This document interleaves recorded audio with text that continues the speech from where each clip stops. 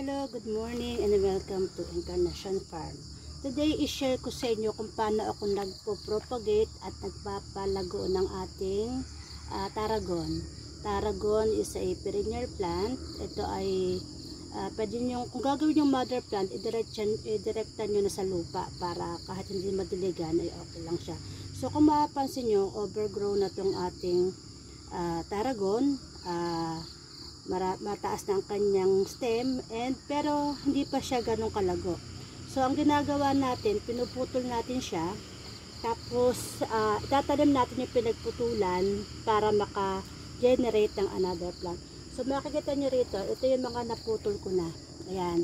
So putol lang ng putol para siya lumago at dumami.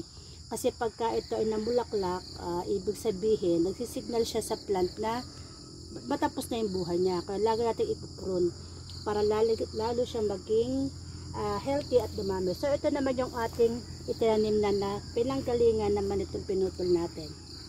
So yan, ganyan lang tayo mag-propagate ng tarragon. So ang gagawin natin, itong mga stem na to, yan, mahahaba siya. So puputulin natin siya sagad. Yan.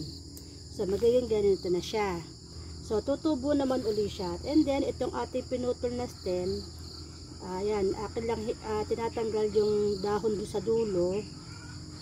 Mas maganda kung pantay-pantay para pantay-pantay ang tubo niya. Yeah, pinapantay-pantay ko lang siyang ganyan. Pwede ko naman siyang hatiin pag dalawa pa para masyado kasing mahaba. Ayan. So, ayan. Pwede isang ganyan. Tanggalin natin yung dahon sa ilalim. Hindi na ako naglalagay ng mga rooting hormone kasi yan naman ay madaling tumubo. Yan. Kaya pantay-pantay lang natin siya para pag tumubo maganda siya. Yan. Yan. Isang ganyan siya. Pwede na rin itong putulin pa para pantay-pantay. Pwede na ganyan pa siya para pantay-pantay siya. Yan. Isang ganyan siya. Isang bungko siya ganyan. Putulin pa natin ito, masyadong mahaba para pantay-pantay siya. Yan. Ginito yung mga pangit na daw. So pag ganito na siya, isang bungkus lang siya ganyan. Tapos atin na siyang itatanim dito sa ating ready na potting mix. Yung potting mix natin, ano lang siya, combination lang siya ng CRH, may vermicast at saka loam soil. So, ayan na. Yan na yung ating na-propagate na tarragon. So, ayan. Ganyan lang kadali magpadami. So, ito na yung ating mga yan. Ito yung ating mga naputol na napadami na tumubo na siya. Ayan. Ganyan na siya. So, ganyan lang.